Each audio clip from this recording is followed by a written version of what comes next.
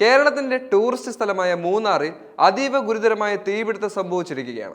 മൂന്നാറിലെ Kuttiyar Valley റോഡിനെ silent Valley റോഡിന് സമീപമുള്ള വനത്തിലാണ് ഇപ്പോൾ തീ പിടിച്ചിരിക്കുന്നത്. പല സ്ഥലങ്ങളിലെ പ്രദേശത്തെ പലയിടങ്ങളിലും ഇപ്പോൾ പടർന്നു പിടിച്ചുകൊണ്ടിരിക്കുകയാണ് തീ. ആളപായം ഉണ്ടാകുന്നതിന് മുമ്പ് തന്നെ തീ അണയ്ക്കുന്നതിന് വേണ്ടി നാട്ടുകാരും ഫയർഫോഴ്സും പരിശ്രമിക്കുകയാണ്. നിരവധി ആളുകൾ താമസിക്കുന്ന ആൾപ്പാർപ്പുള്ള പ്രദേശങ്ങൾക്ക് സമീപമാണ് ഇപ്പോൾ തീ പിടിച്ചിരിക്കുന്നത്.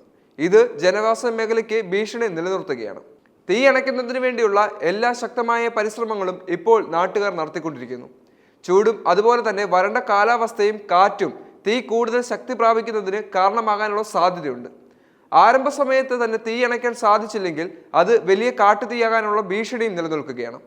ദിവസങ്ങൾക്ക് മുമ്പ് അമേരിക്കയിലെ നിസ്സാരമായി കണ്ടിരുന്ന ഒരു കാട്ടുതീയാണ് ഇപ്പോൾ അവരുടെ സാമ്പത്തിക ഭദ്രതയെ തന്നെ തകിടം മറിച്ചുകൊണ്ട് വലിയ കാട്ടുതീയായി മാറിയിരിക്കുന്നത്. അതിനാൽ ഇപ്പോൾ മൂന്നാറിൽ ഉണ്ടായിരിക്കുന്ന തീയും നിസ്സാരമായി കാണാൻ പാടുള്ളതല്ല. കേരളത്തിലെ ടൂറിസ്റ്റ് കേന്ദ്രങ്ങളുടെ ഹൃദയഭാഗമായ മൂന്നാറിൽ ഇത്തരത്തിലുള്ള ഒരു വലിയ തീപിടുത്തം ഉണ്ടായിരിക്കുന്നത് അവിടെ പല നാശനഷ്ടങ്ങൾക്കും കാരണമാകുമെന്നും അതുപോലെ തന്നെ വിദേശ സഞ്ചാരികളും നമ്മുടെ ടൂറിസ്റ്റ് ആളുകളും മൂന്നാറിലേക്ക് എത്തുന്നതിന് കുറയുന്നതിനും കാരണമാകുന്നുണ്ട്.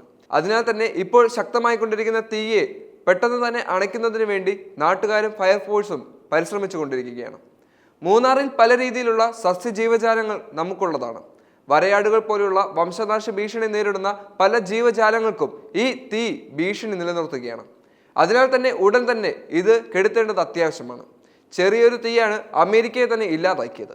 അമേരിക്കയിലെ വലിയ കുന്നുകൾ മുഴുവനും പല പ്രദേശങ്ങളിൽ തീ ആളിപ്പടരുകയുണ്ടായി. ഈ ഒരു സാഹചര്യത്തിൽ വരണ്ട കാലാവസ്ഥയും അതുപോലെ തന്നെ കാറ്റിന്റെ ഭീഷണി നിലനിൽക്കുന്നത് കൊണ്ട് തന്നെ പശ്ചിമഘട്ട മലനിരയ്ക്ക് ഈ ഒരു തീ വളരെ വലിയ ഭീഷണി നിലനിർത്തുകയാണ്.